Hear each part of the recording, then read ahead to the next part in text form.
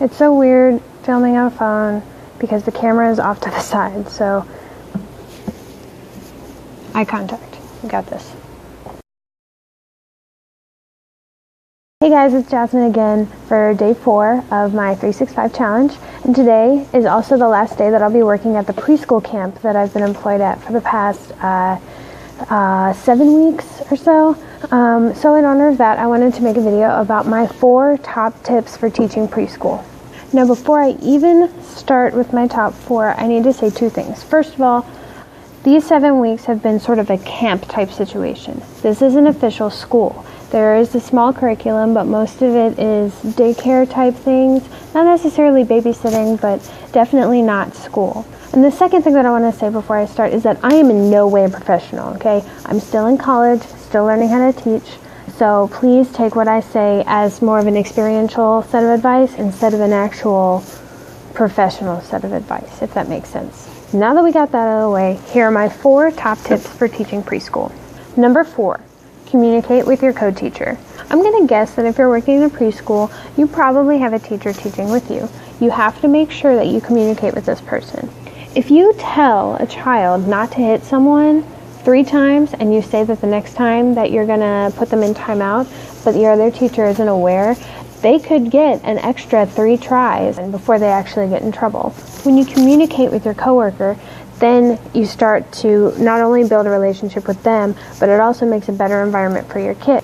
Another situation would be if a kid asks for permission to go to the bathroom, but you didn't tell the teacher that they could get in trouble because you didn't say anything. Just talk to each other. It's really not that hard. Most of the kids that are 2 and 3 years old aren't even going to listen to what your adult conversations are anyway, so just make sure that you communicate them and really get yourselves on the same page as you move forward in your class. Number 3, stick to your guns. If you decide you're going to discipline a child, you need to stick to it. You tell a child that they have 3 tries and then they get in timeout, give them 3 tries, but only 3 tries. And then stick them in timeout. Give them a time limit. Give them structure for how the punishment is going to go. On the flip side, if you say that something positive is going to happen, make sure you do everything in your power to make it happen. If you say that we're going to go color and then all of a sudden the plans change, you either apologize or tell them that you're going to color later. You don't want to get a kid all hyped up about something and then tell them that it's not actually happening, unless of course it's out of your control. So make sure you really stick to what you have to say. This way, kids can really build a trust with you. They know that what you say is fact. Number 2, patience. Now, before you start screaming that patience is the first thing you need, just wait. I think the first one is much more important than patience, but patience is very close second on this list. When you're working in a preschool, chances are you're working with 2 and 3-year-olds who don't understand quite a lot at all, actually. Many of them might not even be able to speak very well yet. So if you tell them to do something and they look at you like they have no idea what you're saying, just be patient and explain it. Sometimes you may even have to show them what you want to do. You want them to pick up that toy? Bend down, pick up the toy, put it in their hand. Help them to understand what you want. Additionally, if you tell someone that they're in trouble and that they're in timeout and they don't understand what timeout is, you also have to explain that to them. They're still learning how to be, so if they don't understand how to do something that you want them to do, just be patient, take some time, get a one-on-one with them, and help them understand what you want. Number 1, smile. You're working with toddlers. Toddlers really appreciate a happy expression. Even if you're upset, you can be upset. Have an upset face. That's fine, but make sure that when you're playing around and you're having a good time, you need to smile. Especially if you want them to have a good time as well.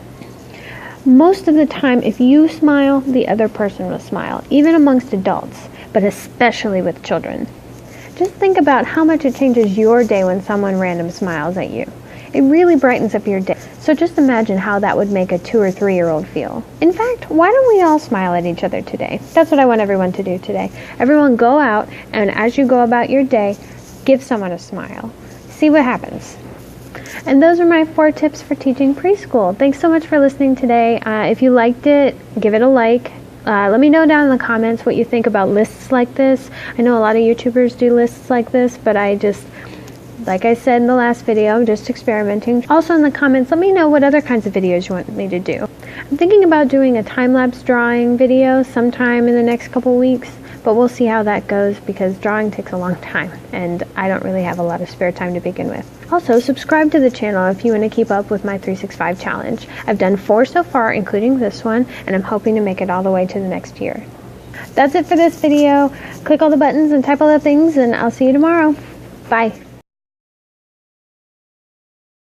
P.S. I need a good intro, outro idea. Yesterday I tried just writing it out and speeding it up, and I thought that was kind of cute.